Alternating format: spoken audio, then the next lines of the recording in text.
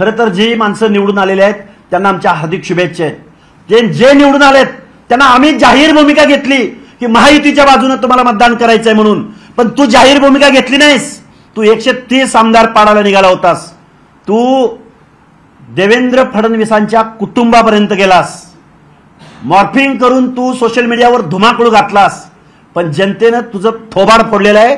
त्यामुळे इथून पुढच्या कालावधीमध्ये जबाबदारीनं तू वागलं पाहिजेस. तू जे काही काल बोललास ना त्या प्रत्येक प्रश्नाचं उत्तर आमच्याकडे आहे. पण आम्ही महाराष्ट्र ही छत्रपती शिवरायांची रयत आहे आणि तू ज्या ज्या माणसांना पराभूत करायला गेला होतास ओबीसीच्या माणसांनी एकदम चांगल्या पद्धतीचा निर्णय या महाराष्ट्रात घेतलेला आहे.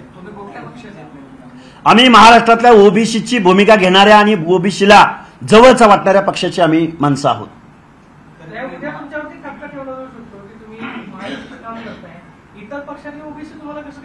इतर पक्षातल्या सगळ्या लोकांनी ठरवलं ना, म्हणून तर महायुती सत्तेत आली ना.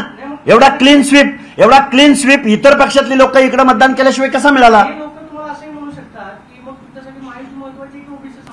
माझ्यासाठी ओबीसी महत्वाचं आहे, परंतु सत्तेमध्ये येणारा पक्ष माझ्यासाठी माझे प्रश्न सुटणार कसे? आमच्या ओबीसीचे प्रश्न सोडवणार कोण? सत्तेतलाच. तुम्ही अर्थ काहीही घ्या, मी जाहीर भूमिका घेतली ना महायुतीच्या बाजूनं. त्यामुळे तुम्ही मला ठपका लावा नाहीतर काही लावा. जरांगेनी महाविकास आघाडीची म्हणजे शरद पवारांची भूमिका घेतली होती. त्या रोहित पवारांचं कान कापून, त्यांचा जो विजय आहे कान कापून सोडलेले आहेत आम्ही त्यांचे. त्यांना नाक उरलेलं नाही. कुणाच्या मिटिंगा घेतल्या? अहो नाशिकमध्ये जावा, तुम्ही घनसावंगीमध्ये जावा. अरे सगळ्या बरं मी जाहीर भूमिका घेतली ना. मग मी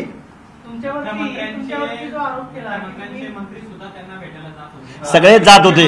आमचा रोष असा होता की जर सर्वपक्षीय लोक जर जरांगेंना भेटायला जात असतील तर ते ओबीसीला एवढं इग्नोर का करत होते?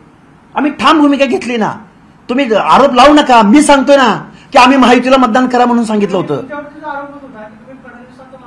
तुम्ही कुणाचाही आरोप करा, कुणाचाही करा. अरे मी महायुतीला पाठिंबा दिलाच होता ना. मी ओबीसी मी सगळ्यांना दिला होता असंही सांगेल. एकनाथ शिंदेना त्यांनी 10% एससीबीसीचा आरक्षणाचा निर्णय घेतला होता. तो जरांगेंना मान्य नव्हता. तो ओबीसी मधून आरक्षण मागत होता. त्यामुळे आम्ही महायुती म्हटलेलं आहे, आम्ही एकट्या भाजपला म्हटलेलं नाही. निवडणुकापूर्वी तुम्ही जरांगेंनी महाविकास आघाडीची सुपारी घेतली, मग आता तुम्ही महायुतीची सुपारी घेतली? हो, ओबीसीच्या प्रश्नासाठी घेतली मी.